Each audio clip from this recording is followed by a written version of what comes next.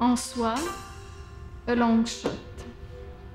Focalisation dernière, perspective et conduite. De la déception, sèche. À la hauteur trouble d'images racolées, la circonvolution des sens à extrader, ici, simulée dans la plus petite économie. Éprouvée dans la distance, entre le tracé des poussées insolentes aux nœuds huppés, l'extrême suffisance des muscles fous, abstraction faite du battement sourd des effluves nocturnes, et l'air affiché de si près, la fraude désignée d'avance malmenant les démarches de l'affect, retenu sur sa fin, le naturel retracé à contre-jour.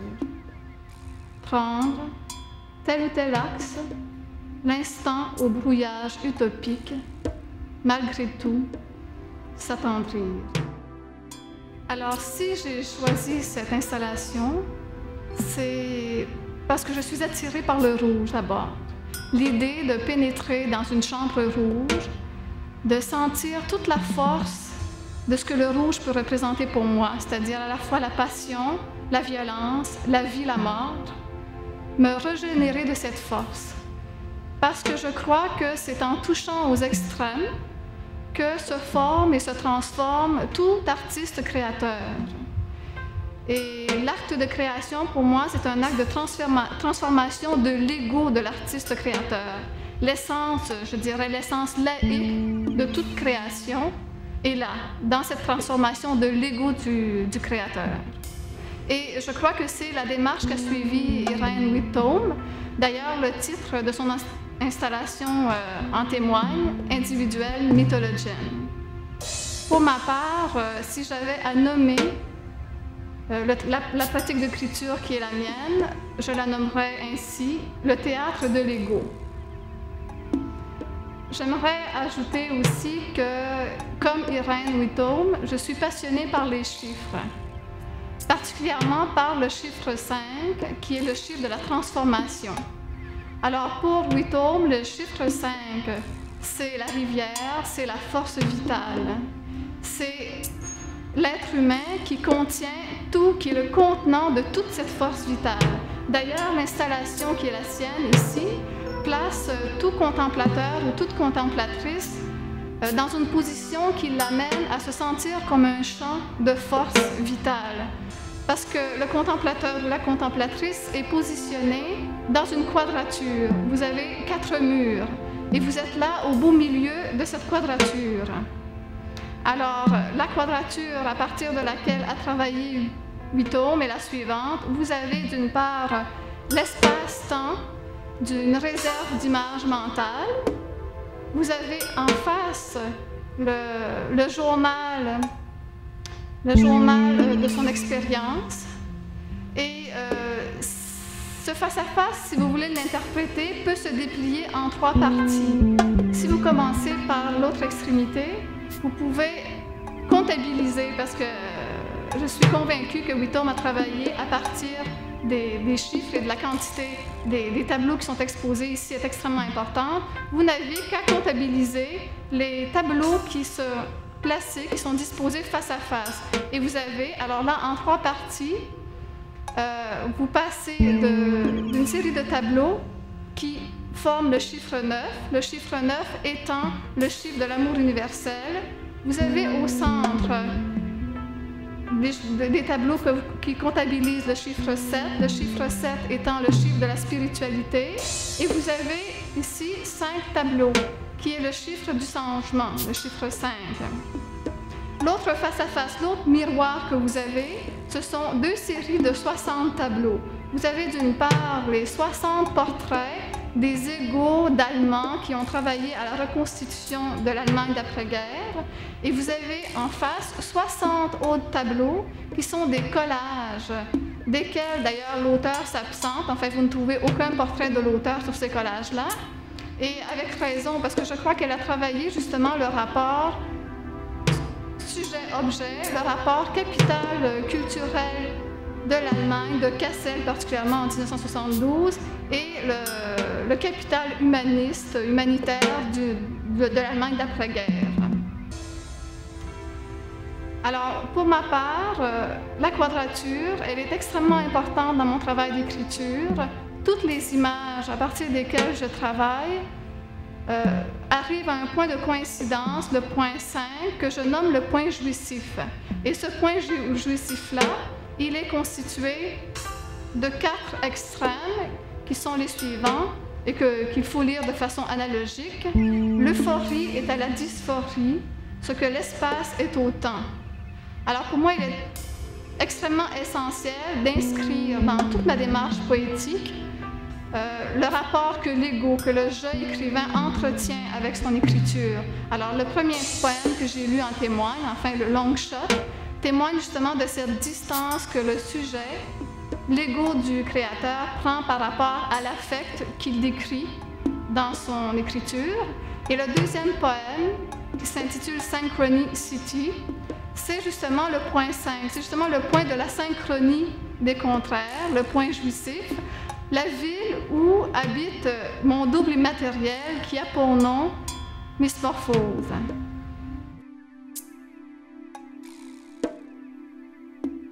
Ne pas voir ceci, voir plutôt cela, ou non, ne pas voir du tout, ou encore voir tout sans réserve, mais surtout ne pas voir. Souffrir d'un mal incurable, souffrir plutôt d'un mal complaisant, ou non, ne pas souffrir de mal à perdre, ou encore souffrir de mal nécessaire, mais surtout ne pas souffrir. Ne pas réaliser la fin du siècle, réaliser plutôt le début du siècle, ou non, ne pas réaliser le siècle, ou encore réaliser tous les siècles dans un, mais surtout ne pas réaliser. Sentir ce qu'il faut retenir de retenu. Pour jouir de la force, pour vivre, mourir d'apoplexie, pour vivre, mourir d'anorexie, pour vivre, mourir de désinvolture, pour vivre, mourir de détonnement, pour toucher aux extrêmes, pour danser à perpète, pour peupler sa conscience, pour l'instant lumière. De perpète à Synchronicity, Mismorphose, de son petit nom, Méta, la tendre aphorie, a les yeux ouverts de retenue. Absorbe, observe, alors qu'il est Satan. Sa force depuis toujours jusqu'à toute coïncidence, la conscience en son retour métamorphique, la jouissance de la jouissance, l'hyperconscience, la concentration dans les zones attisées d'aise sensuelle, la percussion du vouloir être état dans l'étalement de la pensée corpusculaire.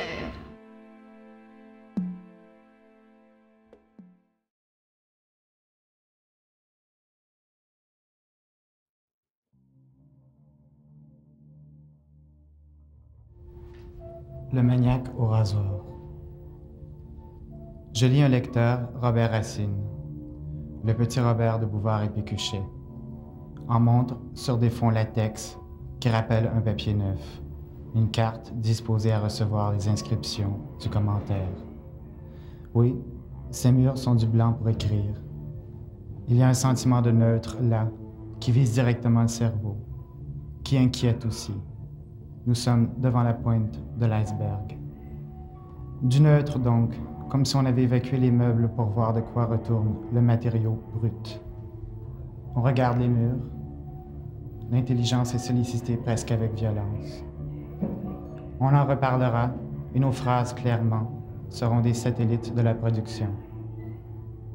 On s'approche des surfaces dentelées et perforées par le miroir. Le code n'est pas donné et il prend toutes les surfaces. Il y a ce caviardage des mots d'entrée où je vois mon œil et des frottis de visage à l'arrière-plan, comme si la volonté de tout lexique était de mettre le doigt sur des noms propres. Je suis, vous êtes, nous sommes, le référent. Je lis Robert Racine qui me rassure parce que j'ai toujours vu la langue autrement que comme une grosse machine uniquement sémantique et complètement étrangère aux séductions formelles. L'écriture peut occuper des espaces, elle peut se voir, elle peut donner le ton aux scénarios les plus audacieux. Admettons que c'est une découverte et qu'elle serait de bon augure pour la mise en scène d'un code maniaque. Voir Robert Racine ou parler de Robert Racine, est-ce que cela revient au même?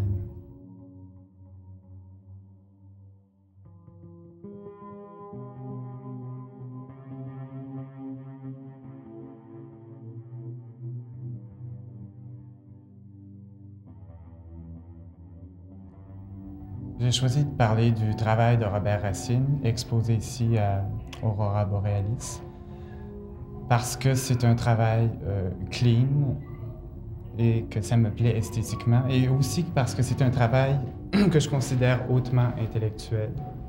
Je le dis sans ironie.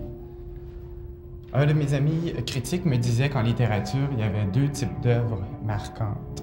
Les œuvres importantes et les œuvres séduisantes. Et qu'on ne pouvait jamais avoir les deux en même temps, ce qui revenait à dire que les œuvres importantes étaient souvent plates et que les œuvres séduisantes étaient souvent trop commerciales pour avoir leur part de théorie. Je pense qu'avec le travail de Robert Racine, on se retrouve un peu dans cette jonction de l'œuvre à la fois séduisante et importante. Importante parce que tout le travail de Robert Racine subsiste surtout par le discours théorique qu'il suscite. D'ailleurs, ce qui reste de ses performances et de ses installations précédentes, c'est ce qu'on en raconte aujourd'hui. Séduisant aussi parce que c'est le langage qui est le matériau de base, et je crois qu'en art plastique, c'est toujours une façon un peu de jouer gagnant que de parler de langage. Ce qui est intéressant aussi dans ce travail-là, c'est que ces trous-là, ces jours-là dans la page laissent place à un miroir. Et le spectateur ou la personne qui regarde ça se trouve à être réfléchi et l'image de la personne se trouve à faire partie de l'œuvre. Les plus grands espaces du miroir sont les mots d'entrée. C'est les espaces où on peut se reconnaître le plus. Et le jeu, je crois, c'est de voir si on correspond aux définitions qui suivent. Dans le travail que je fais en tant qu'écrivain, il y a une certaine manie que je trouve un peu compatible avec celle de Robert Racine. C'est sûr que j'en suis pas à faire des œuvres de 3000 pages, mais il y a une sorte de respect du langage qui se dégage d'un traitement pareil. Et ça, je pense que tous les poètes l'ont.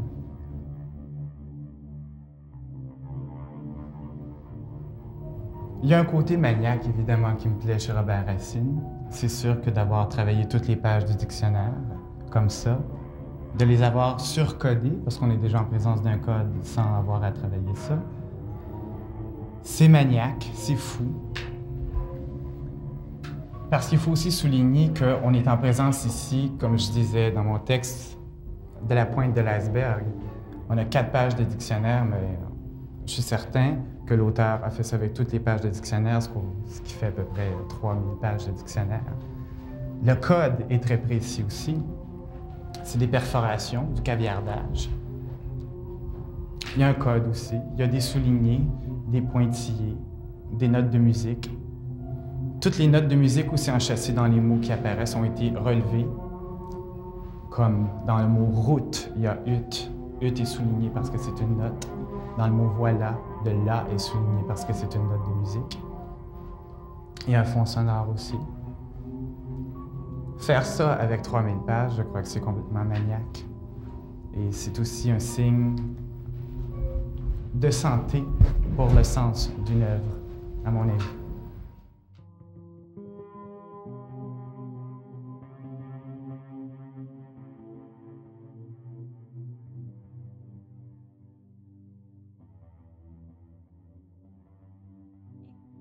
Écrire au matin, crème dans les phrases, aucun mot sur le café, neige des idées noires, l'aiguille prolonge le temps, la douleur infiltre la femme, attaque bientôt le jour. Qu'importe le pain, la confiture manque, laisse un goût voilé au palais du souvenir, qu'importe le poème, la journée va mal passer à demain, n'en finira plus d'aujourd'hui. Écrire au jour, le jour suivant se laisse prendre, la lumière de la page, fidèle à cette image, du corps penché vers la main, attaché à un crayon, la clarté tombe à nouveau sur les rêves. Qu'importe la nuit, sa douleur noire ressemble à l'encre de nos écrits, jamais terminés. Qu'importe le rêve, s'il n'est de jour ou de soleil, qui ne le voit dépasser la réalité. Écrire toujours la lente découverte d'un mot, le même, parfois un autre, rue, Tanésie, fleurs jaunes, digestion assurée, béton, asphalte, vous ne poussez plus, vous ne courez plus au bout de la mine. Qu'importe un paysage ou l'autre, les vers se ressemblent et ton visage en est toujours absent. Qu'importe les sables s'ils ne sont blancs et si je ne peux m'y rouler dedans. Écrire souvent le cheminement d'un texte, image de toi loin du corps des mots, cette passion de l'œil à l'envers du bonheur, marche implacable des heures, s'égrène dans un sourire à travers la mort. Qu'importe la neige ou le blanc, toute pudeur n'est pas bonne à laisser voir, ailleurs et entre nous. Qu'importe la feuille, même blanche, si elle cache encore des mots, des désirs inavouables. Ce que j'ai aimé quand je suis arrivée dans cette salle-ci, dans la salle de Lizzie McGraw, c'est cette installation-ci a pour moi toutes les qualités d'une installation. D'abord, elle investit complètement la pièce, avec le mur qu'elle recouvre, avec le plancher où elle a aligné sa fabrique de briques et avec les instruments, les outils dont elle s'est servie pour justement faire ces briques. Et c'est une œuvre qui, pour moi, tient de l'éphémérité. Parce que le journal, le papier journal, est-ce qu'il y a quelque chose de plus éphémère? À tous les jours, on doit le jeter ou le papier, ça brûle, ça ne tient pas. Mais en même temps, à cette éphémérité, elle donne une durabilité. Elle construit des murs avec, elle se construit une maison, comme les architectes. C'est comme si elle voulait inscrire le quotidien du papier journal dans une œuvre qui va durer dans la grande histoire de l'histoire de l'art. Qu'est-ce qui va rester de cette installation quand elle va partir, elle va quitter les lieux? Cette œuvre essaie de faire une histoire avec les histoires de chacun, les histoires du quotidien de chacun. Et c'est en cela, je pense, qu'elle rejoint mon œuvre et qu'elle rejoint ma poésie. Ma poésie, j'essaie de faire, de comme magnifier un peu le quotidien, de lui donner une autre image, un autre aspect. Alors, cette œuvre-ci elle prend des histoires de chacun et elle en fait une construction, une œuvre qui, je pense qu'elle veut inscrire dans une œuvre plus grande, une histoire plus grande, comme l'histoire de l'art contemporain, peut-être. Vous voyez, elle ne s'est pas servie de matériaux nobles comme le marteau ou les ciseaux pour sculpter, tout ça. Elle s'est servie de la machine à laver. Tout le monde, on a une machine à laver chez nous. C'est un geste quotidien. On lave soit le linge, soit la vaisselle. Mais alors, elle utilisait ça. Elle utilise les bacs d'eau qu'on utilise aussi. Alors moi, j'essaie d'aussi, dans ma poésie, d'utiliser des mots du quotidien, des choses, des références au quotidien, comme ça, des mots simples, des mots qui ne soient pas compliqués. Elle fait avec le papier journal des briques. Alors, elle fait avec les histoires de chacun une histoire. Et moi, avec des mots, j'essaie de faire des histoires. Mon histoire, peut-être, mais aussi, en même temps, l'histoire des femmes.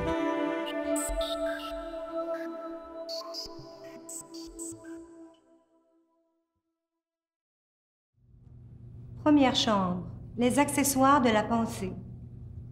Une série d'accords négligeables et pourtant ce que nous livre le réel. Une femme jeune parlant de sa fille, sa voix pleine d'issue comme un carrefour. Une femme jeune parlant plusieurs langues dans sa vie privée. Le système de son, les livres de recettes, le téléphone et la télévision. Dans la chambre de travail, tout est précis et hypothétique, comme des cris d'enfants. un détail et une foule de prescriptions, un voyage au Portugal. Carla lit la liste de ce qu'il faut faire aujourd'hui et triche un peu. Tout est permis au comptoir des objets trouvés, comme tout est repris au comptoir des cosmétiques. Montréal, 1985, l'histoire de Carla se prononce à l'intérieur d'une seule phrase, d'un tout petit écart sonore, à la sortie d'une image comme aujourd'hui. Bon, alors il s'agit d'un chapeau qu'on a posé devant la photographie d'un escalier ornementé. C'est comme l'entrée d'un escalier. Ça pourrait être un escalier qui mène à un métro. D'abord, c'est la simplicité de cette installation-là. Ensuite, c'est le titre. Ça s'appelle A Directed View, The First Two Rooms. Ça veut dire une vue dirigée. Et une vue dirigée, pour moi, c'était un peu la définition du travail de fiction, plus spécifiquement de mon travail à moi. L'extrait que j'ai lu, c'est un extrait du manuscrit qui s'intitule « Les chambres de l'abstraction ». Et puis d'ailleurs, je me suis rendu compte plus tard que l'installation de John Massey portait en sous-titre aussi l'idée de chambre que j'avais dans mon manuscrit. C'est que je trouvais que formellement, le travail de John Massey se rapprochait peut-être un peu du mien, dans le sens que cette installation-là se situe pour moi au bord du récit. Ça veut dire que dès le moment où on a posé le chapeau face à la photographie, tout peut arriver, on peut inventer n'importe quelle histoire. Et c'est cette frontière-là entre l'image et le récit qui m'intéresse. Je travaille là-dessus dans ce que j'écris. Il me semble que cette œuvre-là pose les mêmes questions que je pose dans mon travail formel. Je me suis toujours interrogée à savoir comment je pouvais écrire l'image, comment faire surgir l'image entre les mots. Il me semble que cette installation-là pose cette question-là aussi, mais d'une manière différente. Le chapeau est là, c'est quoi? Qu'est-ce qui se passe à partir du moment où le chapeau est posé là? On peut imaginer n'importe quel récit à partir de là. Cette œuvre-là a un potentiel narratif.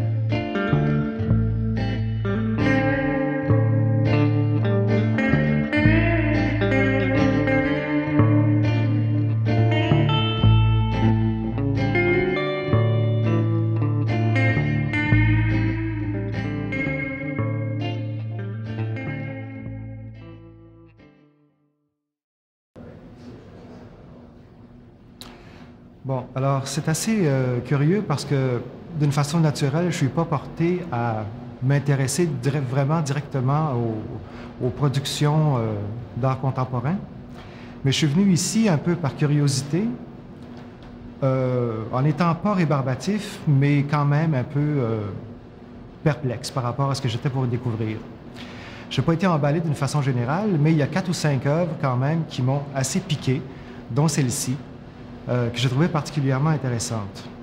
Alors, ce genre d'exposition, finalement, ça n'a jamais été pour moi une source d'inspiration directe pour écrire, pour faire mes textes. Je n'ai jamais fait de texte sur la peinture ou à partir de, par exemple, de performances ou à partir d'installations comme ici.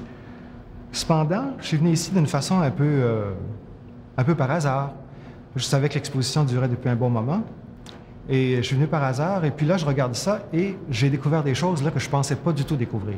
Mais cette pièce de John Massey, je l'ai trouvée très intéressante parce que, à un certain niveau, elle correspondait exactement à la même manière dont j'écris. Ça peut paraître paradoxal de dire ça, parce que des mots sur une feuille et du plâtre sur un mur, ça ne devrait pas vraiment avoir de rapport. Mais pourtant, ça en a. Pour un écrivain, le matériau, c'est les mots, des phrases, un arrangement ou, si on veut, une installation dans une page.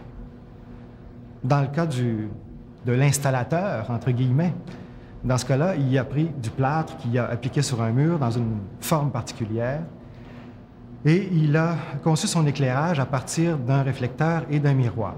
C'est assez intéressant parce que ce miroir-là, lorsqu'on se trouve dans la pièce où l'installation se trouve, on peut se placer à un bout, à une extrémité de la pièce, et là, voir la pièce qui est d'une couleur, voir la pièce avec une couleur un peu plus nuancée dans le miroir, se voir dans le miroir et se voir regardant la pièce ou regardant même les deux pièces, celle qui est dans le miroir et celle qui est sur le mur. Si on change de place, on se rend compte aussi que les couleurs, ou la couleur des deux pièces, celle qui est dans le miroir et celle qui est sur le mur, changent. Celle qui était blanche devient grise, celle qui était grise devient blanche. C'est assez étonnant. Alors, dans les textes que j'écris, il se passe un peu cette chose-là, une espèce d'effet de miroir. On lit le texte, on se retourne, on revient au texte, et chaque fois, la lecture peut être différente. Chaque fois, la lecture peut donner une impression différente. Il y a là une sorte de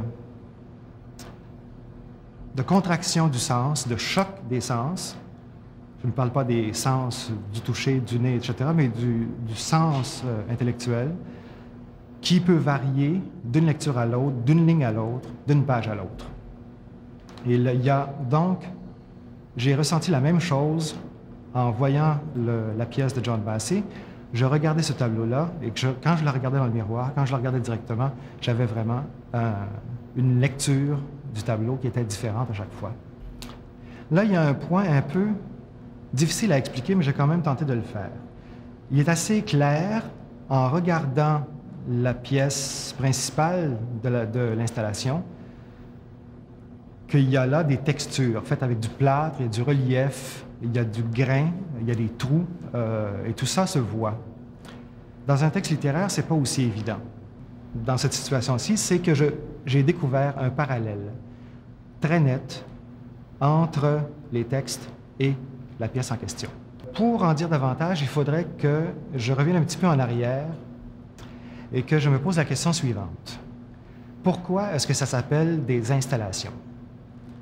C'est peut-être parce que les gens qui se sont mis à faire ce genre de travaux-là ont un peu oublié que la peinture, ça existait, que la sculpture, ça existait, ou que d'autres médias en art visuel existaient. Ils ont peut-être volontairement oublié.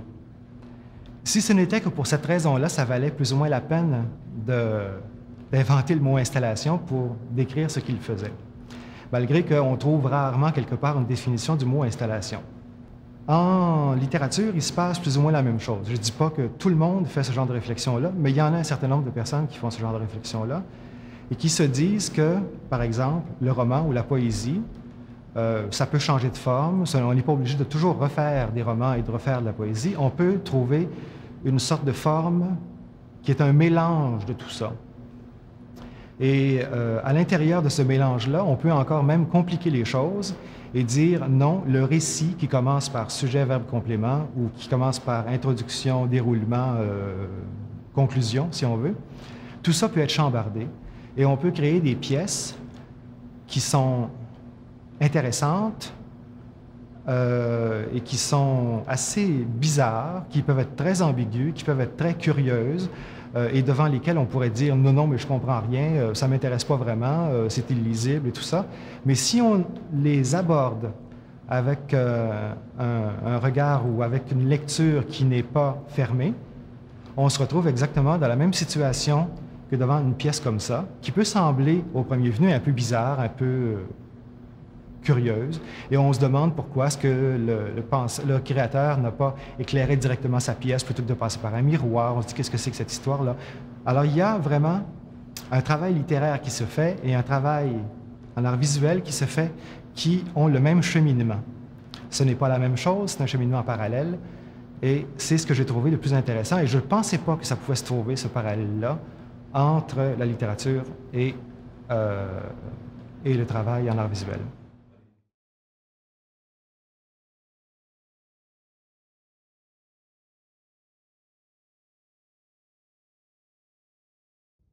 J'ai écrit mon texte parce que j'ai été fasciné par ce cube parfait, par ces 693 ossements, par ce chien qui revenait sans cesse rapporter son os fini, et par l'auteur qui, dans une espèce d'excès, accumule les os et enfin fait un montage.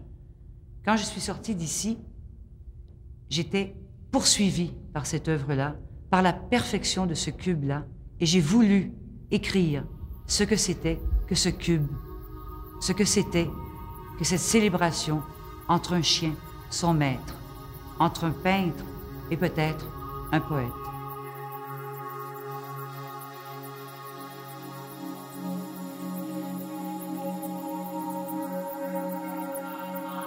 De son chien à son chien, des eaux, des tours montées en douce de fragments de clairière. Au pied d'un arbre d'arbre, on rêvait où s'étendre. Carré parfait de terre, ou meuble, ou glaise, ou ronde. Une île verte où l'on venait mourir, à la nage pour comble, d'ameuter ou sans corps. On voyait des oiseaux et des fils, tenus de pied à ciel l'écho d'un tourniquet, ou peut-être l'hiver des sapins sauves et courts, trop courts à s'étrangler, les cernes d'une île nue. On noyait ses chagrins de septembre à octobre. On n'a pas vu octobre. On disait qu'on mourait et pour 20 ans de mort. C'était houlard de soie des murs de son lit. Pas clair ces graffitis pour dire ce qu'on a fait. On tombait d'une échelle, c'était trop de photos. Chien savant sur sa tombe, gorge de rouge gorge. On allait chez ses plaies comme tenir des roses, à prendre tout son temps. Des fleurs amorties, de gris, de bouche à bouche.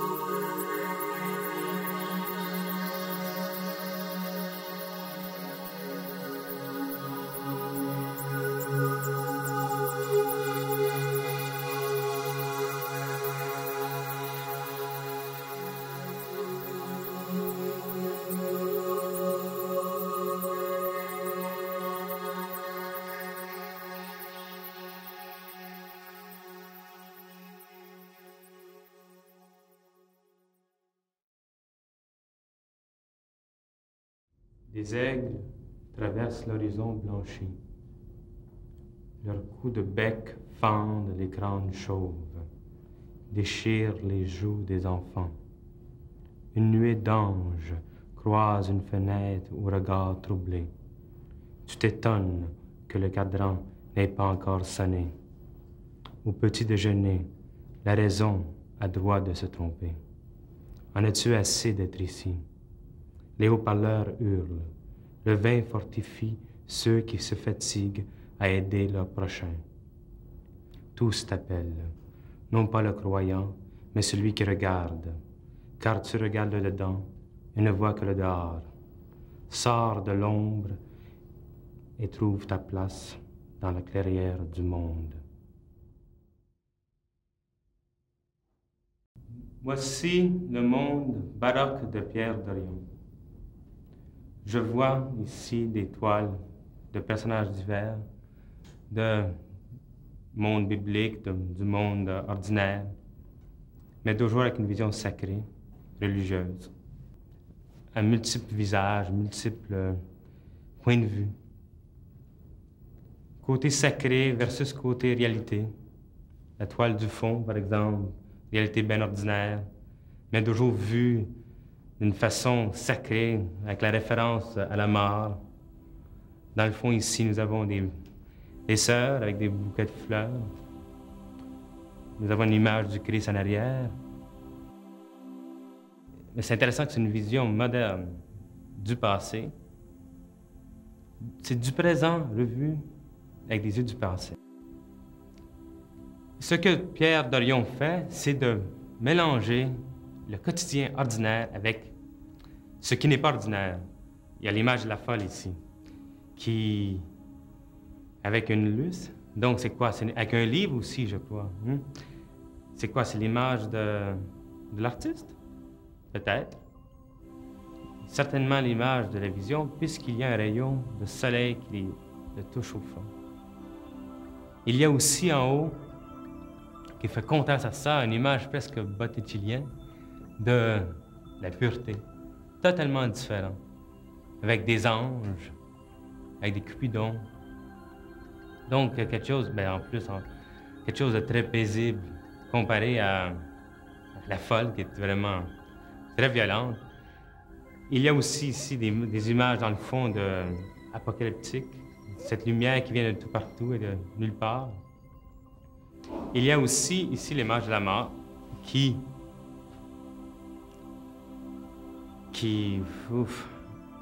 est aussi étonnante. On voit la mort, mais c'est comme si la mort faisait référence à autre chose. On voit directement la référence à ce côté sacré, quoi, à Dieu, peut-être. Je trouve que ça ressemble beaucoup à Dante. L'image de l'enfer, le ciel, le paradis. D'ailleurs, il y a la Bible de Saint James en arrière, ici, qui a une citation de Job. On lit, je le lisais tantôt, on y lit la question suivante. Est-ce que, en étant bon, ça garantit le bonheur avec le bon Dieu? Le bon Dieu, c'est quoi? Pierre Dorion pose la question du sacré. Il demande c'est quoi le bon Dieu. On voit ici une image du Christ, mais en même temps, l'image du fond qui te rappelle, non, c'est pas ça. Ce n'est pas intimement lié. C'est comme s'il y avait une ombre quelque part. D'ailleurs, de l'autre côté, en parlant des ombres, il y a, je crois, c'est la présentation de la magique lanterne française durant la Révolution, où on voit des diables apparaître sur un écran. Donc, c'est une référence au cinéma, ça se pourrait. Je pense qu'il y a beaucoup de références aux arts. C'est normal, on est dans un milieu artistique. Il ne faut jamais oublier que ça, c'est de l'artiste qui parle. Et je pense, voilà le message de l'artiste. En tant que latin, moi, je trouve que c'est une référence à Dante, mais aussi aux Esquimaux. OK, c'est un Canadien, c'est un Québécois qui parle. Le chaman qui fait le lien entre l'être humain et ce qui n'est pas humain, les anges, le bon Dieu, le diable. Absolument le diable.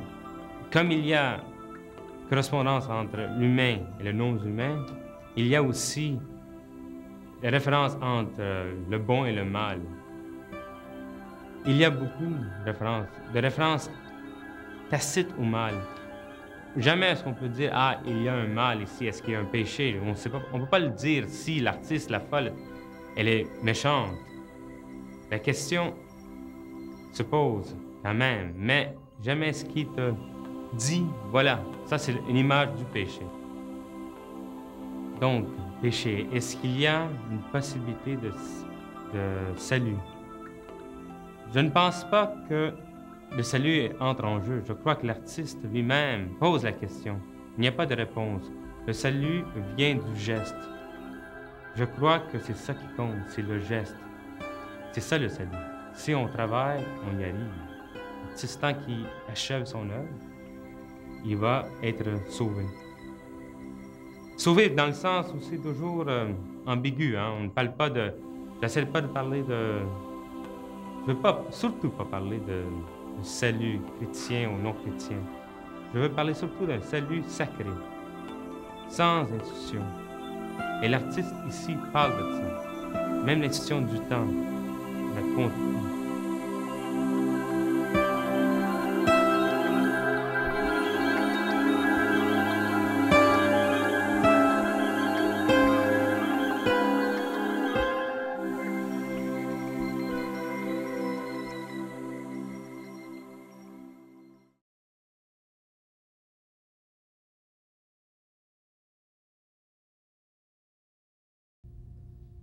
J'avais sur la poitrine mon talisman de chaman et je volais.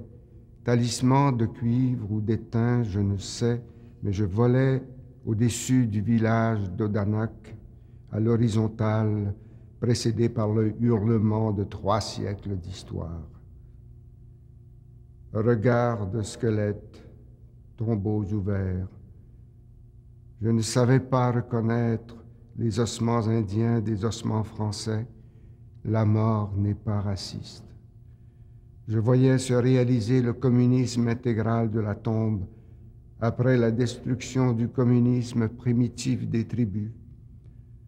Je me souvenais du temps où la terre et les eaux appartenaient à tous dans ces territoires sans cadastre où bouillonnait la fraternité compétitive des clans.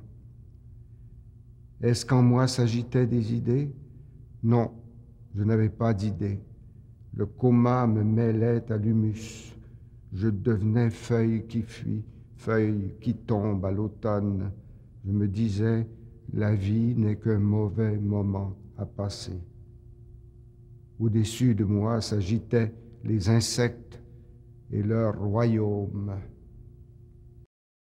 Je m'intéresse depuis longtemps non seulement aux Indiens, mais aux Inuits et au chamanisme. Le chamanisme, c'est au fond, le chaman, c'est le sorcier des tribus inuites et des Indiens. Et c'est plus qu'un sorcier, c'est un magicien et c'est en même temps celui qui établit les rapports entre ce monde-ci et un au-delà, si on veut, et aussi entre ce monde-ci et les animaux, c'est-à-dire les êtres humains et les animaux. Et il fait tout ça, en grande partie en tout cas, en se servant des ossements, des os. Il installe des os, par exemple, dans les arbres. Et pour lui, c'est comme s'il rendait à l'animal une partie, en tout cas, de son bien.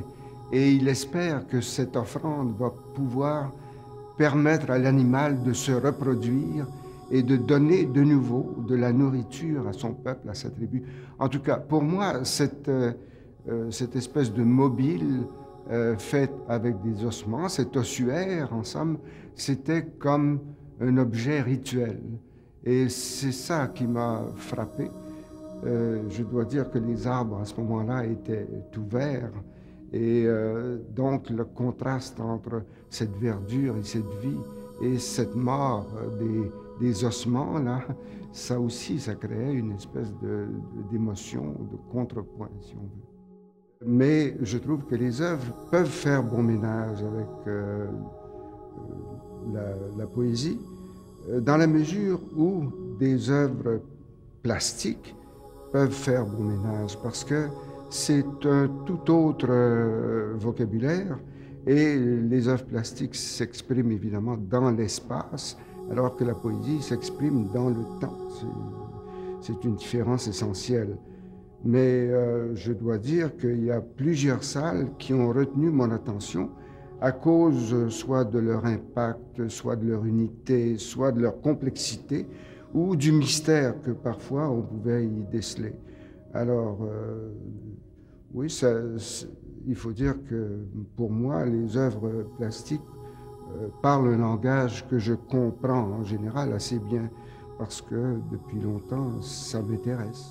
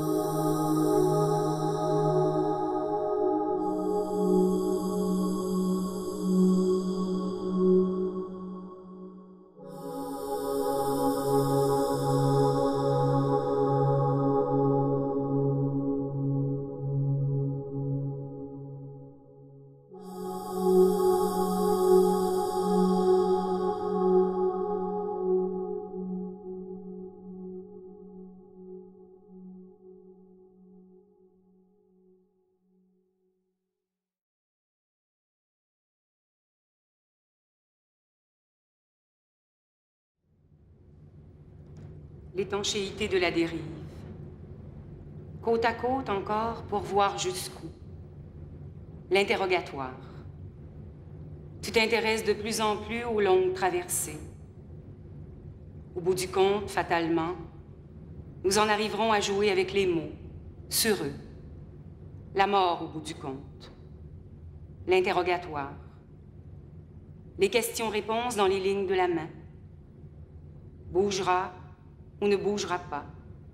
Te prendra par surprise. La subtilité de la feinte, par surprise, sans linéarité. La mer monte infiniment. L'impossible compromis, tu vois, je n'arrive plus à nous sauver du désastre, en pleine lumière. Des éclats de rire sur la mer éclatée. Élan et reprise. Arrêt.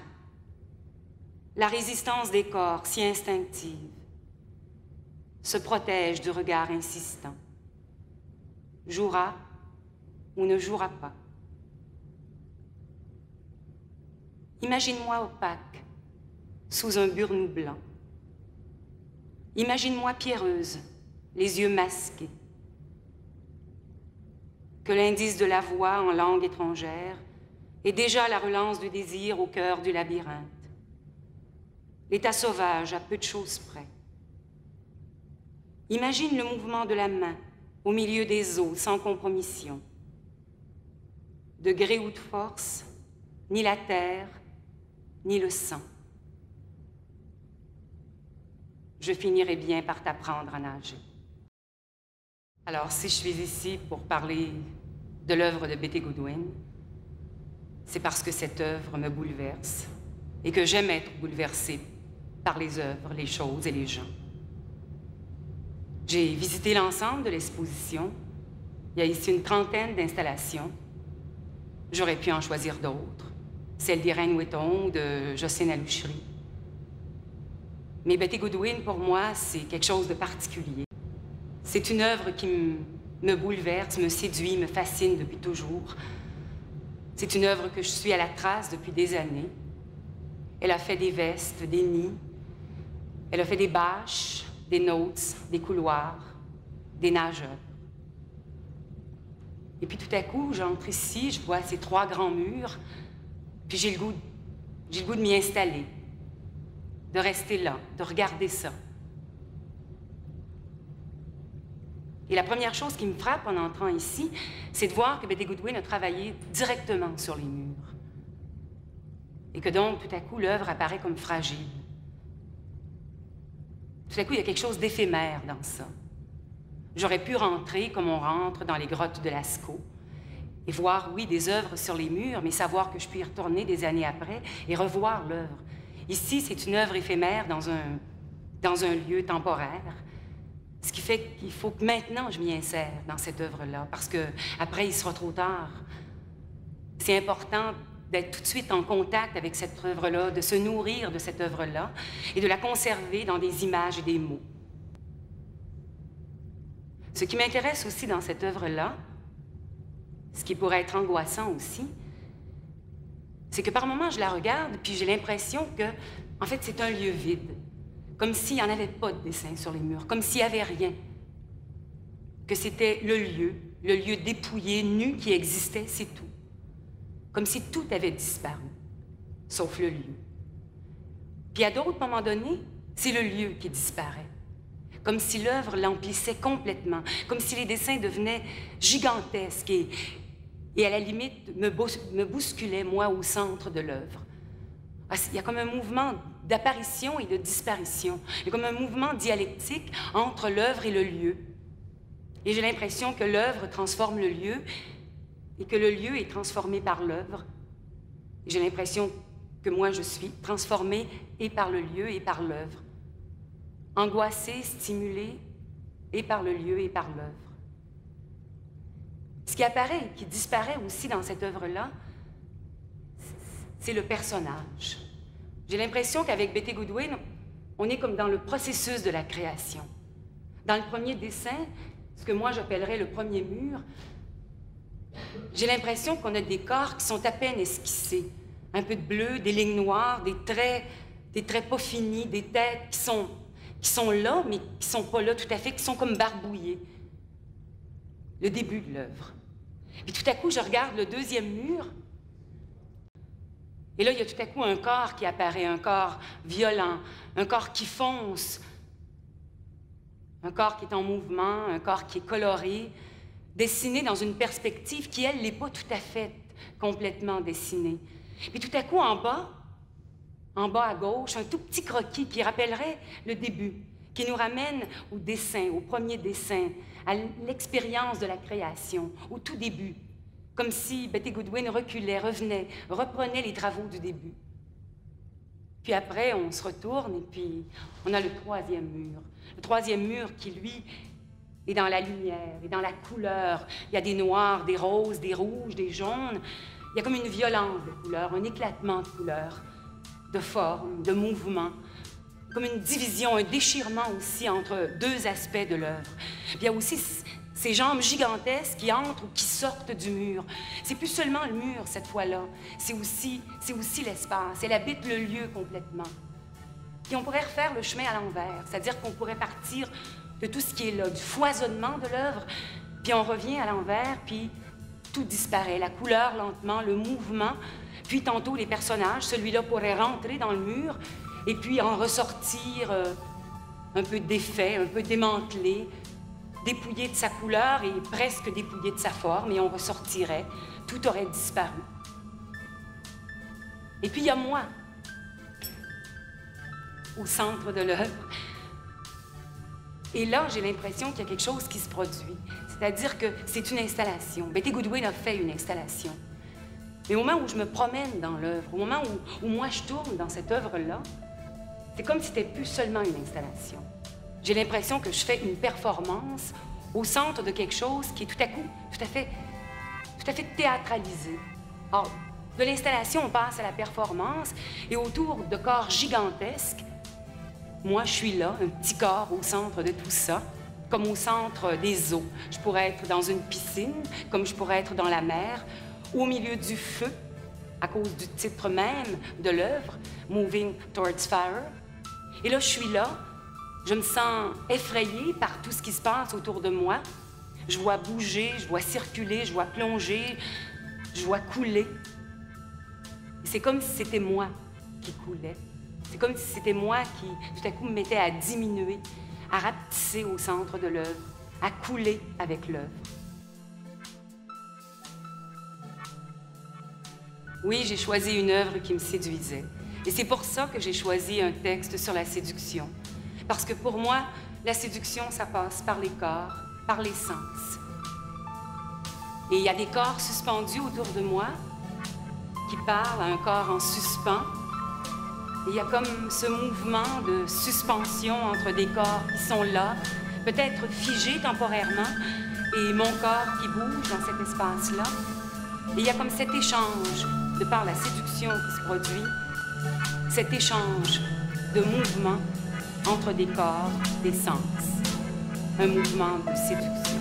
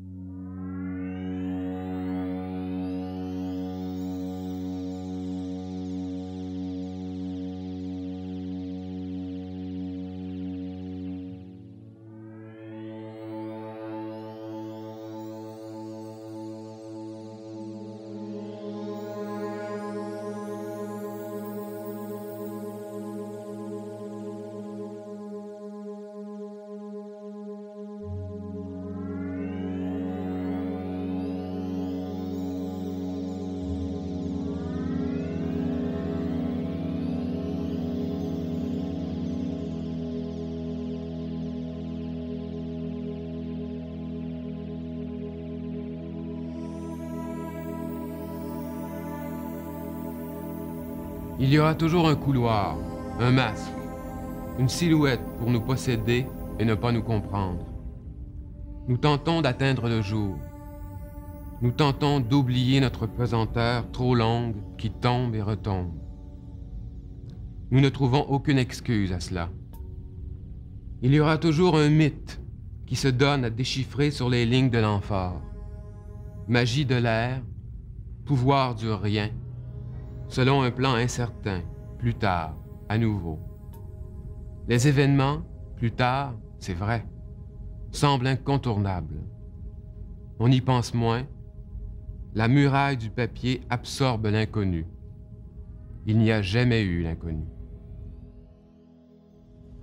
Là où l'on s'étire, il y a immanquablement quelque chose. Le désœuvrement de nos actes délie les contours de la pièce. Ceci, la pièce. Ceci, les contours. Ceci, les actes. On tourne sur place. On change de place. La clarté repose dans l'espérance des miroirs. Si elle bouge, la vision est aspirée ou perturbée. Elle ne peut pas dormir. On passe un chiffon, on tire sur un bout de ficelle. Tout ce qui va vivre se confond avec le sol. Organes, monnaie, théorème. Impensable pourriture. Les piliers dégagés, on accède à ses peurs et à son siècle. La vérité inépuisable se personnifie dans le siècle. Il y a définitivement quelque chose. Si j'ai choisi l'exposition de Lise Major, qui s'appelle Production, c'est parce que je pense que cette exposition-là, que cet artiste-là, nous donne finalement ce que j'appellerais un lieu de passage. Je pense que dans l'ensemble de l'exposition, on traite énormément des problèmes du mur. On traite énormément des problèmes qui renvoient à des questions aussi d'ordre biographique, d'ordre mythique, j'irais même jusqu'à dire d'ordre métaphysique. Ici, ce qu'on voit, c'est le déroulement d'un processus de production. On a la matière première, des tas de journaux. On a aussi les moyens de production. On a une espèce de bain là, qui sert à produire ce que j'appellerais des briques d'information. Et avec ces briques qui sont produites à partir de la matière première, l'artiste va construire un mur, ce que j'appelle un mur ou une muraille de papier.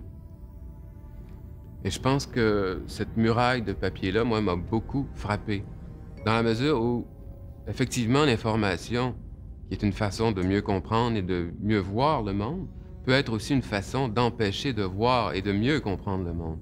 Donc l'information, les moyens les médias de masse, peuvent parfois contrôler et différer et empêcher certaines informations ou un certain sens de circuler. Et je pense qu'ici, on est face au problème du sens, qui circule, mais en même temps qui ne circule pas, qui est mis en boîte, plutôt qui est mis en briques, et qui nous empêche d'accéder à une connaissance un peu plus grande, un peu plus riche de ce que j'appellerais le réel, finalement. Moi, l'exposition dans son ensemble, Aurora Borealis, m'a beaucoup frappé. Je pense que pendant plusieurs années, c'était nécessaire. On est revenu sur ce que j'appellerais le matériau et les processus de production. D'ailleurs, ici, l'exposition est là pour l'illustrer. Mais actuellement, il semble qu'on change un peu de cap. Il semble, comme j'ai dit tantôt, qu'on s'intéresse de plus en plus à ce que j'appelle le problème de la signification. Et cette signification-là passe non seulement par les matériaux, par la matière première, par la toile, la couleur, les formes, mais passe aussi par ce que j'appellerais le sens, le problème du sens. Donc, quel est le rapport d'un sujet artiste, d'un individu, avec sa pratique, et aussi quel est le rapport d'un sujet artiste à sa société qui permet ou qui influence cette pratique-là. Et je sens qu'actuellement, il y a une réflexion d'ordre, comme j'ai dit, mythique et même métaphysique sur le rôle, la place de l'artiste et de l'art dans la société. Ça me plaît énormément. Les avenues sont beaucoup plus larges que simplement constater ce que j'appelle le processus de création, montrer une matière première et en rester à ce constat-là. Je pense qu'on déborde sur quelque chose qui est de l'ordre presque du poétique. Je ne crois pas au progrès. Je pense qu'ici, on est peut-être dans les grottes de Lascaux d'une certaine façon. Sauf qu'on vit ça autrement avec des moyens autres. quand j'ai parlé de mythique, ça renvoie justement à ça. De quelle façon, dans l'histoire, il n'y a pas des gestes qu'on pose, qui sont des gestes que peut-être posaient les hommes, les femmes préhistoriques. Je pense que la grande illusion est de penser qu'on puisse une fois pour toutes se démarquer d'une façon radicale de nos racines ou de notre histoire, de notre préhistoire. Personnellement, je n'y crois pas et je pense que l'exposition est là pour nous montrer que ça fait problème et qu'on doit se poser la question de cette histoire et de cette préhistoire-là. Je pense pas qu'il y ait vraiment de progrès, je pense qu'il y a tout simplement une différence radicale, mais pas dans le sens d'un progrès. Ce que je trouve intéressant, c'est qu'on puisse, à partir d'une masse de journaux qui servent finalement à diffuser de l'information, qu'on s'en serve pour montrer qu'avec cette information-là, on peut faire ce que j'appelle, moi, des briques ou des mises en briques. Et ce que je trouve aussi fabuleux, c'est que l'artiste a pu penser et réaliser un mur, finalement, une muraille de papier, pour nous montrer que parfois, effectivement, cette information-là empêche le lecteur ou l'individu de mieux comprendre les événements ou de mieux comprendre ce qui se passe dans sa société. Donc, c'est assez fabuleux de voir jusqu'à quel point un artiste peut arriver à transformer une matière première qui, de toute évidence, ne sert absolument pas à faire des murs ou à faire des briques et à nous montrer qu'à travers une matière première qui semble innocente, on peut arriver à faire tout autre chose et à créer une réflexion tout à fait inouïe, tout à fait surprenante sur l'art, la place de l'individu dans une société et surtout, évidemment, la place de l'artiste face à cette société-là. Ça m'a énormément impressionné. Je trouve qu'on est dans un univers qui est très kafkaïen, qui est très beckettien. Et c'est tout à fait séduisant, évidemment, pour un écrivain de faire face à ça, de rentrer dans ce monde-là. C'est vraiment un univers tout à fait étrange. Et cette étrangeté-là, effectivement, si l'art a un sens, c'est justement de nous révéler l'étrangeté en tant que telle. Et ça, je trouve ça absolument superbe. Pour ce qui est du poème, je pense que j'ai pris le poème parce que justement, dans le texte en question, je parle d'une muraille ou d'un mur de papier qui nous empêche de voir, qui nous empêche de sentir, de deviner l'inconnu. Alors qu'ici, avec quelque chose qui semble tout à fait banal et tout à fait connu, on est en plein inconnu, finalement, on est en pleine étrangeté. Et c'est ce qui m'a frappé le plus, et c'est pour ça que j'ai choisi ces deux poèmes-là, parce que ces deux poèmes-là sont des textes qui travaillent dans ce que j'appellerais l'étrangeté, le non-dit, et renvoient effectivement à une étrangeté qui est l'étrangeté de l'installation dans laquelle on se situe actuellement.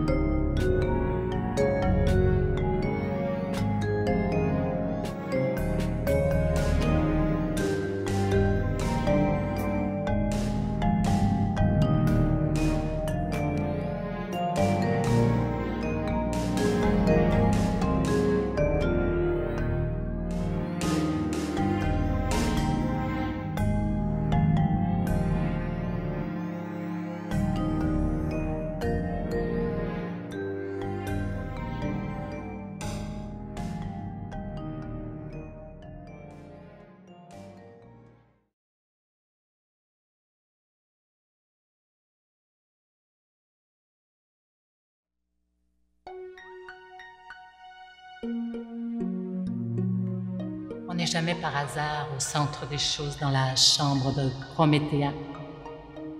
La chambre incendiée du sang des femmes, sous le regard des regardeurs regardés.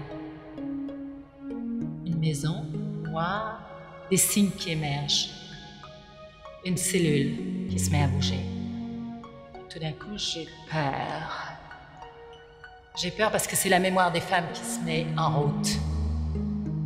Toujours ce regard. Puis d'un seul coup, un mouvement. Un corps qui bouge, un bras qui sort, une tête encore de profil qui est rayé. Un texte toujours là avec 085, une croix. V comme vagin. H comme homme. B comme beautiful. Du sang. Le sang des menstruations. Une femme quelque part qui se cherche dans cette pièce, une femme du XXe siècle, qui tourne le dos au regard des regardants, qui se promène, tourne en rond dans le ventre vagin de la chambre rouge. Des corps mutilés, atrophiés, attachés, des corps qui bougent, des corps qui émergent dans le cercle rouge, qui surimpriment l'écriture du journal, d'une mémoire oubliée, d'une mémoire qui cherche, d'une mémoire qui accélère, d'une mémoire qui sature, d'une mémoire qui oublie, d'une mémoire qui invente, d'une mémoire qui écrit à coups de signes, à coups de barres, à coups de hache, qui se repose de temps en temps dans l'alignement, dans l'espacement, qui se balance, qui souffle, qui cherche, qui a mal. Mal au fond d'une mémoire qui fait mal, qui crie rouge, qui crie passion, qui crie erreur, qui crie lutte, qui crie arrêt. Une chambre de feu, une chambre incendiée par Prométhée. Une chambre où des enfants sortent comme de petites maisons dans la naïveté du geste. Quelque chose qui ressemble à un poème d'amour. Quelque chose qui repose l'incendie. Quelque chose qui rend la lumière rouge un peu plus habitable. Quelque chose qui essaye d'atténuer une longue histoire, une histoire passée, une histoire présente. Quelque chose qui mélange le temps, qui mélange les sexes, qui essaye de réinventer dans ce petit signe qui naît dans cet enfant qui naît, dans ce personnage qui sera celui du XXIe siècle. Quelqu'un de maladroit encore, une mémoire atrophiée, une mémoire qui cherche à incendier le passé. Une mémoire qui veut sortir d'une passion. Ici, c'est toutes les passions qui sont écrites sur les murs, et toujours en face, le regard des regardeurs, solide, encadré. Quelquefois, il apparaît encore dans les images. Même s'il est gommé, il apparaît de profil, il apparaît de face, il apparaît masqué. C'est un regard, c'est une lumière. C'est pas cette lumière-là, c'est une autre lumière qui se cherche ici. Vous voulez savoir le regard des regardés, ce regard qui avance. Le regard de la mémoire des hommes dans la chambre des femmes. Le regard incendié sur lequel le rouge se répertue. C'est ce regard-là qui avance et qui s'estompe. Un regard présent, un regard qui monte, un regard qui s'éteint, un regard qui disparaît, un regard qui est là comme un arrière-plan, comme une entrée en scène. Un regard qui, petit à petit, fait silence dans la chambre rouge. Regard, son, mot, la chambre rouge, lunettes.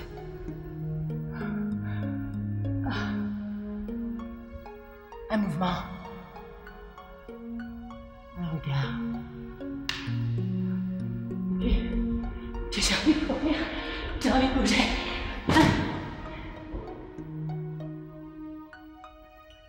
Comme le premier geste. La naissance, c'est comme le corps qui se met à bouger, qui se met à tourner, qui se met à danser, qui se met à chanter, qui se met à crier. C'est la chambre rouge. Encore un regard. Un regard. Un texte voilé. Un regard triangulaire. Un geste d'enfant. Un silence. Une avancée lente. Une naissance. Dans la chambre rouge. Quelque chose. Non. Quelque chose. rapide comme un cercle qui se met à tourner à toute vitesse. Comme un cri retenu depuis des millénaires, comme quelque chose qui se met à bouger dans le ventre de la chambre rouge, comme une chambre agitée, comme une maison qui se met à s'écrire, comme un corps habité, comme un corps qui se met à tourner, qui se met à écrire en lettres rouges, en lettres noires, un tracé. Dans les cadres, hors du cadre, sur le mur, au plafond, dans les signes.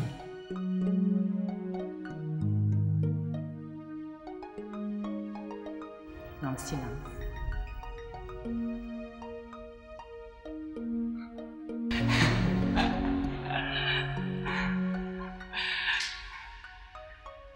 C'est drôle. J'avais oublié de vous.